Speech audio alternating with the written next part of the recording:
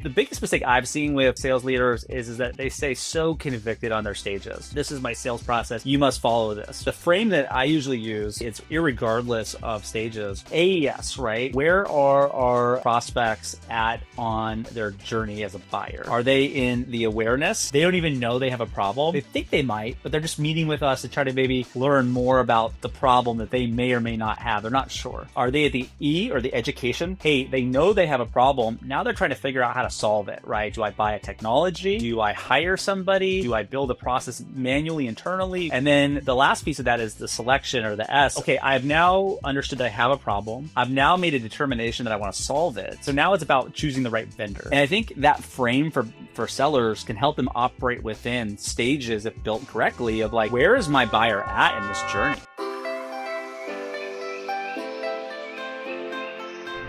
Good morning, everybody, and welcome to this leadership episode of 30 Minutes to President's Club. My name is Armand Farouk, and I'm here with my co-host, Mark Cosglow. And today, I don't think we've ever had anyone on the show who's worked for Mark Cosglow before. But as of today, I'm amazed, and I understand that there is a magic to the madness of working with Mark. And today, we have the one and only SVP of Sales, Nate Broome. In all seriousness, Mark has brought some of the best leadership guests we've had of all time on this show, and Nate is no exception to that rule. If you want a masterclass in how to build your sales process, this is the one for you. Mark, why should people listen? This was our master of process at Outreach. If there was a process that needed to be built, I gave it to Nate and his team, and they would build it, and then we would then edit it and revise it for other segments. He is a process-driven thinker, and I think he has the resume that shows that he can drive process to actual results. Alrighty, Nate, welcome to the show. We start every show with your top 3 actionable takeaways. Let's get your 3. All right. Right off the bat, prep for your week, right? So what I tactically do every week is Sunday night, I look at my calendar, specifically honing in on Monday as to how am I going to get my team set up for success right out the gate, right? So tactically how that might look is if we have a big pipeline generation goal for our AEs that week, say $1 million, what's our plan? So does every AE have a plan to get out the gate right away? What accounts are they going to go after? Do we know what personas? Do we have the persona messaging? All that type of stuff. And have we clearly communicated it to everybody, right? And so I'm looking for that from my leaders, right? And if I see it, then it's great. We're going to have a great week. If I don't see it, then we're going to probably have an early morning Monday meeting to make sure that we have that to get rolling for the week. The other piece that I look at when I'm doing my prep on Sunday nights is, urgent items like a board meeting or a big forecast call or a big deal prep, right? They have a way of having this gravitational pull on your calendar, your time, your focus. And so if you can create space to either prep on Sunday night for it, or create space in your calendar through the week to actually give it the space that it deserves to make sure that you show up confident and show up to hit the objective, you're just going to feel a whole lot better about how you're executing your week. Awesome. What's number 2? One of the favorite things that I do, whether I've been in a role, it's a new role. I just did this with my new leaders at Common Room last week on an offsite, is map out your sales process, right? And a lot of people do this, right? So our sales process typically is a discovery, a demo, a technical validation. You get into some scoping, change management element of the process, and then a proposal and contracting. And everyone does the high level thing. That's usually what's written on paper. But what I mean specifically is map out exactly what you expect to happen pre the call, during the call, post the call, at every single stage. And, do you have your reps set up? And so a great example of that would be post-call recap, right? We encourage our reps to send recaps. Do they have a template in Outreach or Sales Law for a recap template so they know how to actually hit that expectation? So that's what I mean by mapping it out, right? And what you'll usually find is that you have process gaps or enablement gaps somewhere throughout your process that you need to coach to or develop a process for. Could you give us the third takeaway? Be a personal trainer, right? So when I think about personal trainer, you show up to the gym at 5:30 in the morning. You don't want to be there, but that personal trainer is there to high five you, encourage you, have a plan for the day, make sure that you're hitting your sets, your KPIs, all that stuff. And so when I think of being a personal trainer for a sales manager, right, it's ensuring that you have a plan for how you're to get your rep into a healthy spot, whether those are deals or pipeline or whatever. right? And once you have that plan in place, you've aligned on that plan, and it could be, hey, we're going to move this many deals from stage 3 to stage 4. We're going to generate this much pipeline, whatever the meat of what you're trying to accomplish is. Then you can bolt on, hey, how are you going to encourage them? How are you going to meet them where they're at? How are you going to keep your energy high? And then when you have the activity, you have something to coach. So you can coach their form, or they're actually doing the thing that you need them to do, so they could even excel even at greater levels, right? So be a personal trainer is what I always tell our frontline sales leaders. I think that there's a theme in our 3 tips. I spend Sunday night planning for my week. I plan out my sales process, and I expect my managers to have a plan for each of their reps. You obviously don't like impromptu action. You want, let me put a little thought into it before I hit it, right?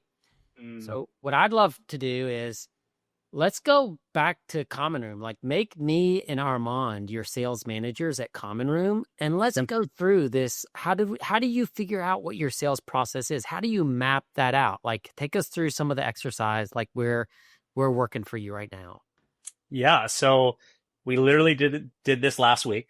So this is a very real-time exercise. We opened up Lucid Chart, a workflow document, quite literally asked the question, tell me about the first call. And so our sales managers were talking about what they expect to have happen. We didn't have the opportunity to do this because we're so new to the scene, but you would typically want to have some reps in this conversation as well, right, to help influence. But what happens on the first call? And then through that, you start understanding what we've established as expectations or best practices, and you write it all down. Usually everybody in the first call, there's alignment. Then you get to the next call, where it's like, hey, we're going to do a demo. That's the goal of this call, is to demo our product and show the technology. And then you start diverging sometimes in terms of, well, this is how I demo this. This is what I focus on a demo here. And you start hearing from the manager some divergence of thought, right? Or divergence of practice that they're coaching. Almost always by the time you get to the third call, right? Or the third step of the process, now you have some major divergences of, this is how I've been coaching this. This is how the tactics that we've been taking, right? And it's a really great aha moment, because the reality is that we have our expectation as leaders. We have what's documented. But the most important thing is what is actually occurring for the reps, right? What is the systems and the tooling the reps are operating in? And is the system designed to support them, or is the system designed for them to have to overcome it? Yeah, I remember when we were at Carta, a lot of times I would see managers be really upset because after a demo call, a rep would send like a ridiculous recap. And after a discovery call, it would be a super long recap versus another rep would send a super short recap and all that stuff. And so what we ended up doing is we ran this training called Sales Transitions. And it was literally like, what's the prep doc before every single meeting? And then what's the recap email that you send after every single meeting? And a discovery call recap email is really simple. It's like, here are the 4 problems that we had. Here's the next step we agreed upon. But a demo recap might be much more complex, where maybe you're introducing, here are the 4 solutions we discussed to those problems. Here's a mini joint execution plan of the 3 next steps that we planned.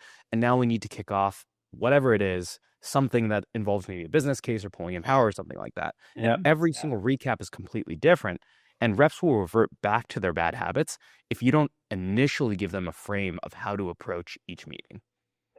1,000%. And I will kind of reframe this conversation, right? In a way that we are trying to put rails on a process, right, for people to operate. I much equate it to like a basketball team. When you watch the NBA finals are going on right now as of this recording, right? And they're running sets, every single time down the floor.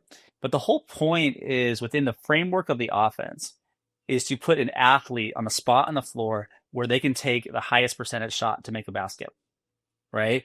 And so I think, Mark, we talk about like these creative moments, or these, letting athletes be athletes.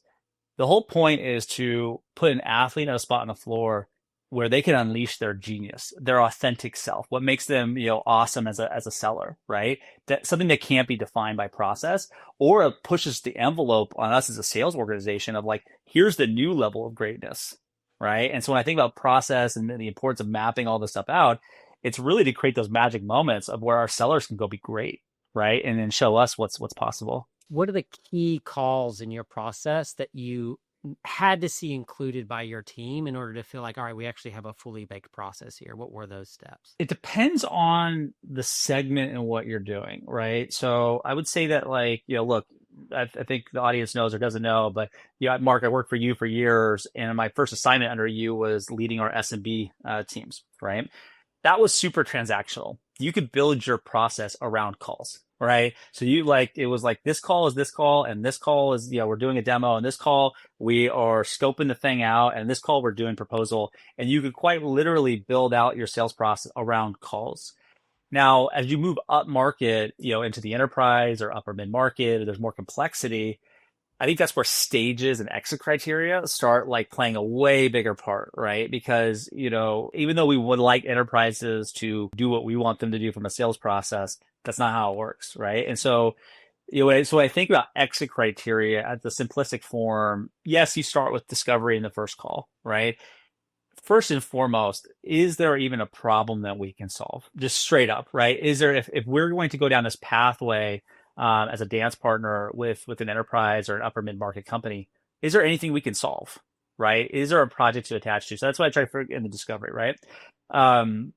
In maybe the next phase, which you would maybe equate in a transactional model like to a demo, right? Is like us showing the technology is, can we demonstrate that we can solve the problem? And so can we at least spark enough interest to say, we think you've told us this is your problem. Here's how our technology would solve it. Is there alignment that we're talking the same language, that we're moving towards the same objective and same goal? If there is, we kind of get into stage 3, which is, can the technology actually solve the problem, right? Where you start scoping and doing more technical validation and more deeper dive stuff. So that's kind of how I think about it based off of the segments, right? Is, as you move up market, it's more about exit criteria. Down market, it's more about getting from call to call to call. And can we keep going through that? So I have discovery. Is there a problem to solve? Demo. Can you demo that you solve the problem? Third, technical validation. Does the tech actually solve the problem? What are the final stages and exit criteria? Yeah, then I would get into like scoping change management, right? Of like, can we actually get into, can our technology work? Can we understand how we would stand it up? Can we understand the dependencies that exist there, right? That's where I think the rubber meets the road, right? Is we've proven out these things. Now we're actually in your environment.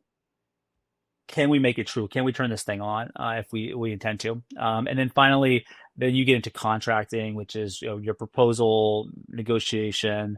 Bigger orgs gets into enterprise procurement. Right. So then you go into proposal negotiation. Your exit criteria is, can you agree on a price? And then vendor review. Does someone actually sign a contract? Right. Yeah. So I'm curious, when you're building this out, right? You've got your 1, 2, 3, 4, 5. In this case, 6 stages: disco, demo, tech validation, scoping and change management, proposal and negotiation, and then vendor review. When you actually aligned on like these 6 as your process, what did you do with it? Did you like roll it out to the team in a big sales process training where it was like, this is what you do before, middle, and after? Like, how do I actually like put this into practice? What's going on, folks? There are literally only 2 things that you need to nail as a salesperson if you want to make it to President's Club. The first is your ability to fill your calendar up with meetings and create new pipeline, aka prospecting. The other thing you have to nail is your ability to drive those deals to close. And since you've made it this far in the video, I've got a gift to help you do both of those things. If you use the code YouTube at 30mpc.com/courses, you'll actually get $50 off our 2 best courses to help you nail both the creation of pipeline and the closing of pipeline. The first course is called Cold Calls to President's Club. And in that course, we teach you what to do, what to say, and how to sound in every single part of a cold call, from your call opener to how you pitch, to how you overcome objections, to voicemails and gatekeepers and more. The second course is our discovery course, which is focused on how to sell in a way that doesn't feel like selling. And in that course, we teach you how to uncover massive 6- and 7-figure business problems that companies actually want to pay to solve. And we'll teach you the way to structure your calls. We'll teach you the questions to ask. We'll teach you how to get to the decision maker and drive timeline and make discovery something that you know how to do effortlessly. And again, if you go to 30mpc.com/courses or go to the link below and use that code YouTube, you'll get $50 off any of the courses. I will see you at President's Club. In outreach, by the last time we did this, as we were kind of evolving into a multi-product company, we had a ton of data. And so we did a rollout like at a QBR type situation where the data kind of informed, hey, we're graduating into these extra criteria, we're graduating into these stages. It made a lot of sense because it was already kind of happening for the team. They all had 20, 30 opportunities in their name. They were experiencing this in live fire. At Captivate, that was a younger organization, right? In terms of the maturity curve. That was when we put stages in place. We had to do a way more thoughtful rollout, right? Because they hadn't actually previously had stages. We were working through the stages with the top reps. Then we did a rollout to the organization at a kickoff, and we walked them through step by step by step. We gave them, here are the questions that you would want to ask to achieve the desired outcome in the exit criteria. And we basically dedicated probably about an hour to each stage of tactically, how do you actually get a deal from here to here to here? So the intent right now is I'm on day 10. We mapped this whole thing out last week on day 5 or 6. My next move, now that we've got a perspective from the sales perspective, is I need to align cross-functionally with my post-sale partners, and my marketing partners who have SDRs. Make sure that we're all talking the same language. We're going to focus on closing Q2. We'll do a launch at a all hands kickoff here in August, where we'll take the team through step by step by step. When you're thinking through, like, all right, does my team actually know how to go from stage 1 to stage 2? What are the biggest things that you can do to help them understand that process? Like, because again, nobody's gone through and be like, after you do a discovery call, this is how you get somebody to agree to move into the next stage of their buying journey, right? The biggest mistake I've seen with sales leaders is that they stay so convicted on their stages, right? They stay so convicted on, this is my sales process, you must follow this, right? And what ends up happening is you get a bunch of people trying to operate within a machine and no one's thinking for themselves, right? And I find, Mark, in the pipeline reviews is that, the conceptual stuff is what ends up being missed, right? Is the simple question is, what problem are you solving? Mm-hmm. How do they make money? Who cares about this problem, right? These are obviously very intrinsic to the deal type of questions, but because we're so focused on maybe the exit criteria or moving stages or, whatever, we sometimes miss the basics. And so the frame that I usually use, actually, it's irregardless of stages, is, I think we learned this from Jocko and Winning by Design, is AES, right? So where are our prospects at on their journey as a buyer? Are they in the awareness part of their journey where they don't even know they have a problem? They think they might, but they're just meeting with us to try to maybe learn more about the problem that they may or may not have. They're not sure, right? Are they at the E, or the education part of their journey, where it's, hey, they know they have a problem. Now they're trying to figure out how to solve it, right? Do I buy a technology? Do I hire somebody? Do I build a process manually internally? What do I do, right? And then the last piece of that is the selection, or the S of that, right? So AES, selection, is, okay, I've now understood that I have a problem. I've now made a determination that I want to solve it, right? Use buying software in our case, right? And so now it's about choosing the right vendor. And so you're in a selection phase, right? And I think that frame for sellers can help them operate within stages, if built correctly, of like, where is my buyer at in this journey? Right? Because our stages don't matter to our buyer, right? Just what matters about where they're at in the journey. So that's one, right? And then I think the second piece would just be simplification wherever possible, like going back to discovery and stage 1.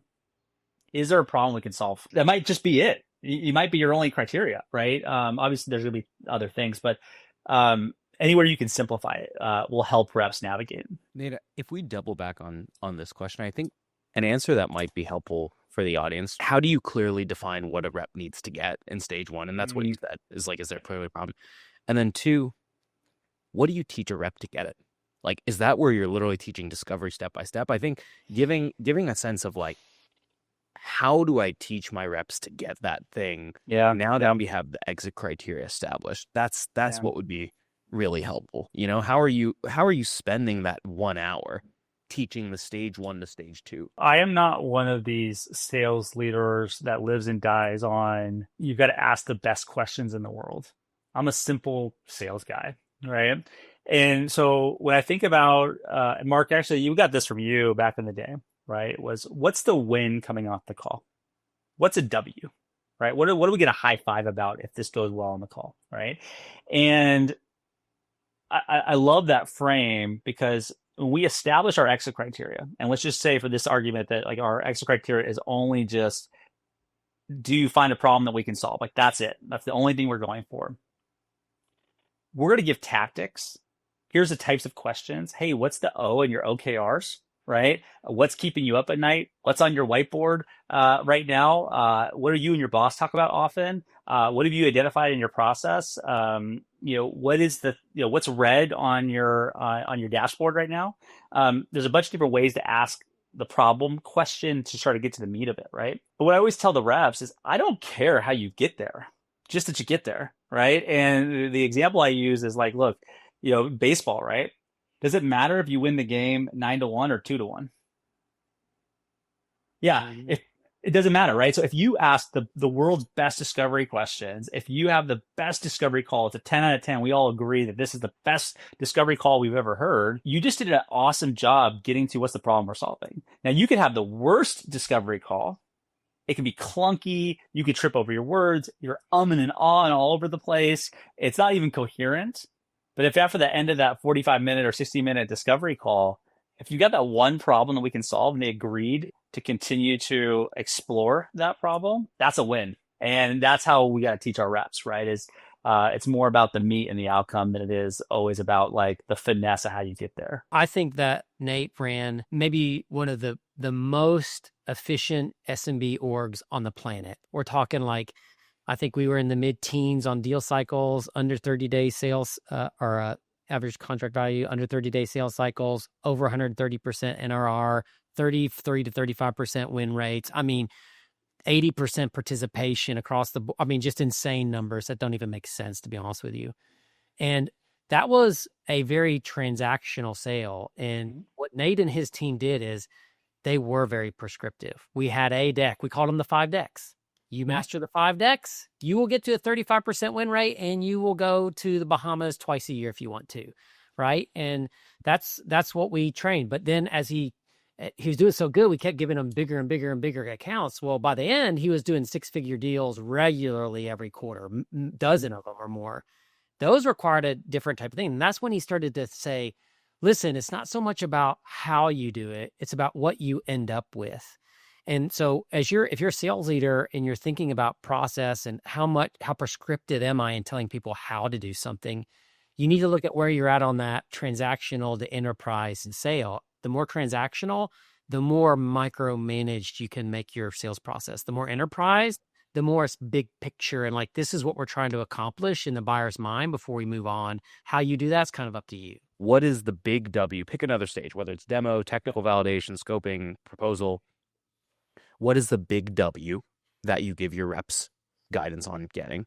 And then what are like 2 or 3 tools that you give them to get the big W? My mind goes right to the next call, which is, or the next stage, which is going to be demoing the technology. In this stage, you have a suspicion that you can help, right? We've been able to narrow our conversation to a problem or a set of problems that we've uncovered in that first stage. And now we have a suspicion that we can potentially solve that through our technology, right? And I think that the mistake that a lot of sellers make is they try to show everything, right? All the capabilities, all the features, all the bells and whistles, like the whole deal. And then everyone's confused after, right? So a tactic that I like to see is, and let's just say we're solving 3 problems. That's that we've agreed on. Like these are the 3 things we can solve, right? And so for Conroom, we're effectively solving pipeline and like deal acceleration. This is the space that we play in, right?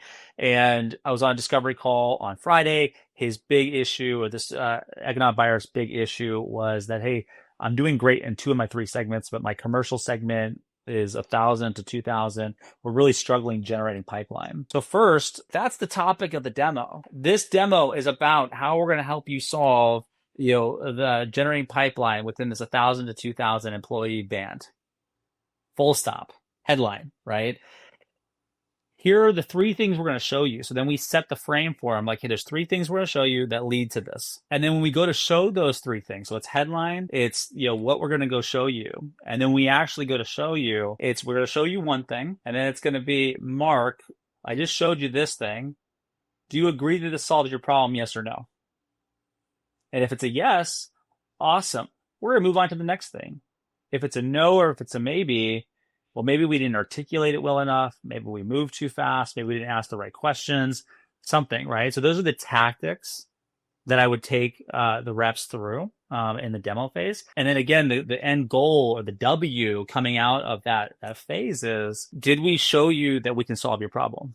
This is like how stuff builds on each other. It's kind of like algebra. Now, if you miss like 3 minus x equals 1, how to solve that, when you get to an advanced quadratic equation or whatever the crap they're called later, like then you have no hope, right? Yep. And so like Nate and I can remember we could tell if somebody did discovery based on whether they're doing a generic demo, or did the headline say, we're helping you with 1,000 to 2,000 band pipeline gen, and here's the 3 things I'm going to show you to show that. The inability to do that says that you haven't discovered correctly, yep. Which probably means the rep is trying to win the deal with product in a demo. And that is not how sales is done right now. Maybe 5 years ago, you could win on that kind of stuff, but not now, because everything looks like magic with AI. But this is like the building. You got to, once you get the big W of the problem, that gives you everything you need to then get a W in the demo. Yep. But if you don't get the W in the discovery, there's no way to get a W after that. There's no comeback. There's hardly any comeback victories in sales. Once you're behind, it's hard to catch back up. Well, Nate, this was an amazing show. I am stoked for the recap. But before we end, you were actually the second guest to go through our new ending bit. It's not one question. It is the final 4. These are 4 rapid fire leadership questions that are meant to be answered in like as short form as possible. All right. You ready? Let's go. And we're going to rotate these every single quarter. Number 1, what's your number 1 interview question? Number 1 question, use this to assess grit.